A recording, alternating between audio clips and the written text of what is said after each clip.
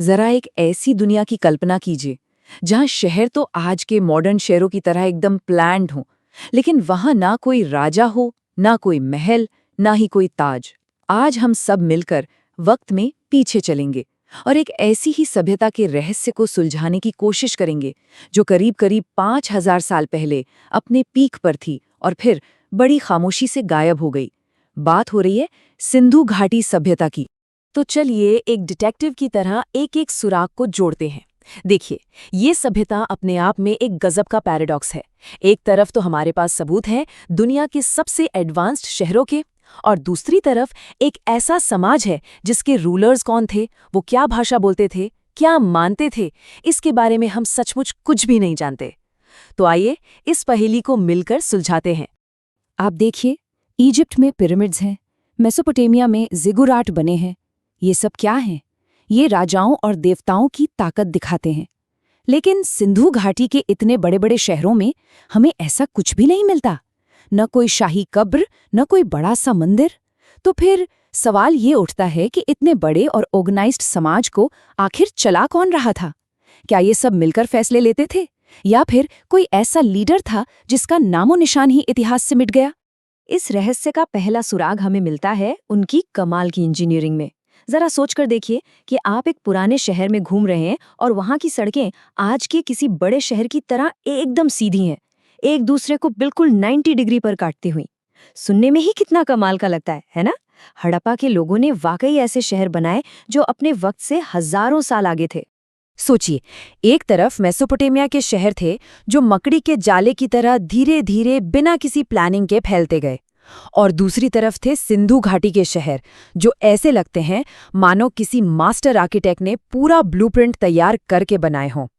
ये सिर्फ बिल्डिंग बनाना नहीं था, ये उनकी सोच थी। ये दिखाता है कि वो लोग कितने डिसिप्लिन्ड थे और भविष्य के लिए कितनी गहरी प्लानिंग करते थे।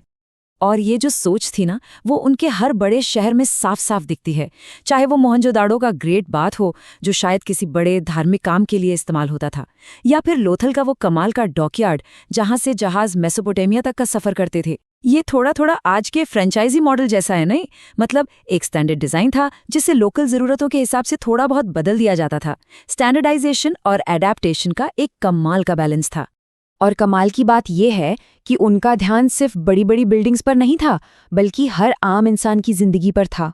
सोचिए, हर घर में, चाहे वो छोटा हो या बड़ा, अपना एक बाथरूम था, और वो बाथरूम शहर के अंडरग्राउंड ढके हुए ड्रेनेज सिस्टम से जुड़ा था।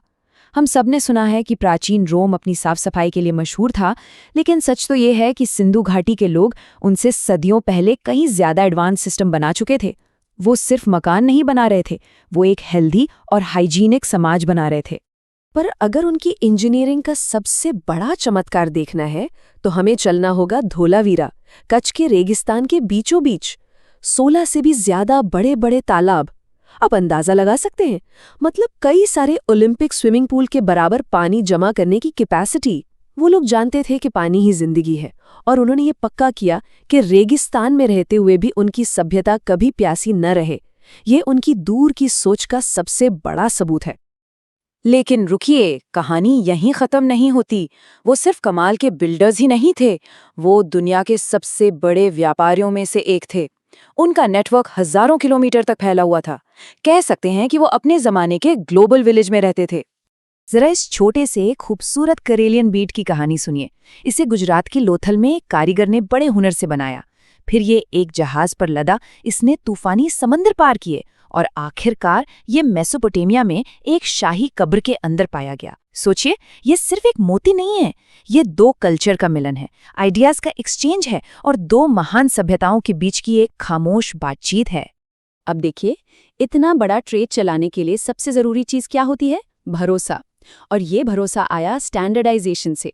पूरे सिंधु इलाके में सैकड़ों किलोमीटर के दायरे में एक ही जैसे वजन और माप के पत्थर इस्तेमाल होते थे। ये कुछ आज के डॉलर या यूरो जैसा था, एक कॉमन स्टैंडर्ड जिसने व्यापार को आसान और भरोसेमंद बना दिया। पर सवाल फिर वही है, इस सिस्टम को पूरे इलाके में लागू कौन करवा रहा था? कौन सी अथॉरिटी थी? तो हमने उनके शहर देख लिए, उनका व्यापार समझ लिया, लेकिन एक चीज है जो हमें हमेशा के लिए उनसे दूर रखती है, और वो है उनकी आवाज, उनकी लिखी हुई भाषा, उनकी स्क्रिप्ट। वो एक बंद दरवाजे की तरह है, जिसकी चाबी हम आज तक नहीं ढूंढ पाए हैं। जरा सोचिए, आप एक ऐसी किताब पढ़ने की कोशिश कर रहे हैं जिसकी भाषा आपको नहीं आती और आपके पास कोई डिक्शनरी भी नहीं है। बस यही मुश्किल है सिंधु लिपि के साथ। हमारे पास रोजेटा स्टोन जैसा कोई जादुई पत्थर नहीं है जो इसे ट्रांसलेट कर सके, और जो लिखावट मिली भी है वो बहुत छोटी छोटी है, बस कुछ निशान मुहरों पर। लेकिन एक्सपर्ट्स ने हार नहीं मानी है। हर दिन नई नई टेक्नोलॉजी हमें इस कोड को क्रैक करने के थोड़ा और करीब ला रही है। और इस पहेली में एक और मजेदार ट्विस्ट है। माना जाता है कि वो लोग बोस्ट्रोफेडॉन स्टाइल में लिखते थे। इसका मतलब है जैसे कोई सांप चलता है ना, जिगजैग, पहली लाइन दाएं से बाएं तो दूसरी लाइन बाएं से दाएं। ये भी उनकी क्रिएटिविटी और अलग ढंग से सोचने का एक सबूत है, जो हमें उनकी सोच की एक छोटी सी झलक देता है। तो फिर सवाल उठता है कि इतनी महान, इतनी ऑर्गेनाइज्ड और इतनी एडवांस्ड सिविलाइजेशन का आखिर हुआ क्या? वो लोग अचानक गायब कैसे हो गए? देखिए, बहुत लंबे समय तक यही माना जाता था कि शायद किसी ने हमला कर दिया होगा या कोई भयानक बाढ़ आई होगी, मतलब एक अचानक हिंसक अंत। लेकिन अब साइंस हमें एक अलग और शायद उससे भी ज्यादा दुखद कहानी बता रहा है। ये कोई एक रात में हुई तबाही नहीं थी, नहीं। ये एक धीमे जहर की तरह था। जो क्लाइमेट डेटा हमें मिला है वो बताता है कि सैकड़ों सालों तक मॉनसून धीरे धीरे कमजोर पड़ता गया। अब सुनने में 10 से 20% की कमी शायद बहुत ज्यादा न लगे, लेकिन जब ये गिरावट एक पीढ़ी, 2 पीढ़ी, कई पीढ़ियों तक चलती रहे तो ये एक पूरी की पूरी सभ्यता को घुटनों पर ला सकती है। खुद को एक किसान की जगह रखकर सोचिए, हर साल बारिश पहले से कम होती जा रही है, आपकी जमीन सूख रही है, बंजर हो रही है। आप क्या करेंगे? आप एक बेहतर जिंदगी की तलाश में कहीं और चले जाएंगे, है ना? बस यही हुआ। लोग धीरे धीरे अपने प्लान शहरों को छोड़कर पूरब की तरफ छोटी छोटी बस्तियों में जाकर बसने लगे।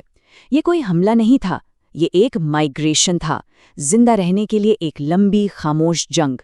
तो असल कहानी ये है कि सिंधु घाटी सभ्यता को किसी ने हराया नहीं। वो कुदरत के लगातार पड़ते दबाव में धीरे धीरे बिखर गई। उनके शहर वीरान हो गए, उनके ट्रेड रूट्स टूट गए और उनकी आवाज़ हमेशा हमेशा के लिए खामोश हो गई। ये एक बहुत दुखद कहानी है, पर सच कहें तो ये एक चेतावनी भी है। उन्होंने एक ऐसा समाज बनाया था जो रेजिलियंस, सस्टेनेबिलिटी और पब्लिक की भलाई पर टिका था। लेकिन आखिर में वो पर्यावरण में आए एक ऐसे बदलाव का सामना नहीं कर सके जो उनके कंट्रोल से बाहर था। उनकी कहानी, उनका ब्लूप्रिंट और उनका अंत हमें हमारे अपने भविष्य के बारे में क्या बताता है? पर यह कहानी हमें ये भी सिखाती है कि इंसान बहुत लचीला होता है। हम सीखते हैं, हम हालातों के हिसाब से ढलते हैं और हम जिंदा रहते हैं।